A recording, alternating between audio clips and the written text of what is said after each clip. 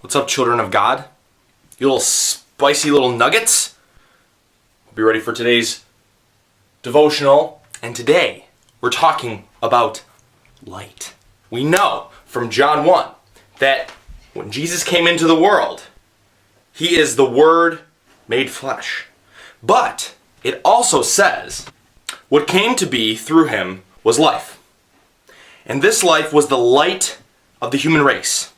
The light shines in the darkness, and the darkness shall not overcome it. So we know that when Jesus came into the world, he was the light of the world. And later on in John, he will say, I am the light of the world. So we already have this comparison between Jesus and light. Here's where this gets interesting.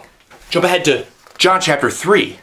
Now, of course, everybody knows John chapter 3 from John 3:16, which, don't get me wrong, that's a dank scripture. But a few verses after John 3:16, you get something also very interesting. Actually, starting on John 3 verse 17, it says, For God did not send his Son into the world to condemn the world, but that the world might be saved through him. Whoever believes in him will not be condemned, but whoever does not believe has already been condemned, because he has not believed in the name of the Son of God.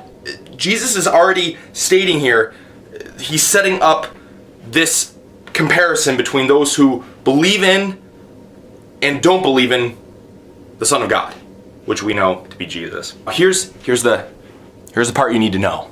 Here's the part you need to focus on, right here. Verse 19. Verse 19. This is the part.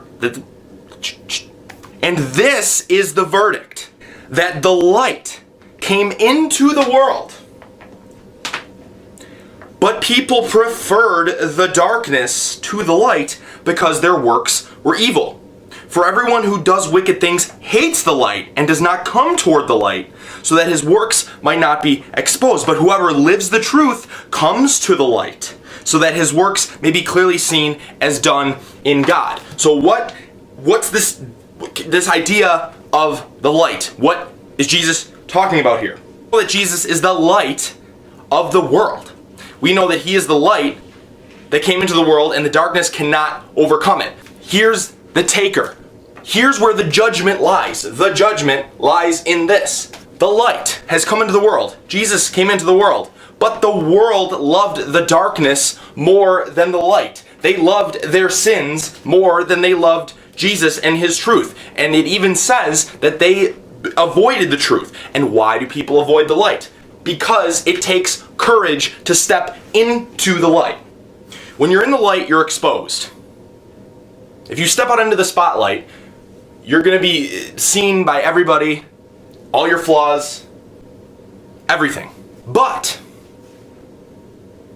that same light that exposes your sin is the same light that is going to save you and loves you unconditionally. Now, of course, to love Jesus and to love the light is not just a mushy feeling that you feel in your heart.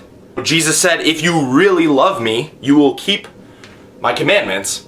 So there's a doing aspect in the love, of course. However, it starts with that simple idea that you have to love the light more than you love the darkness. And that is where the actual judgment lies. It's not in any specific thing you do.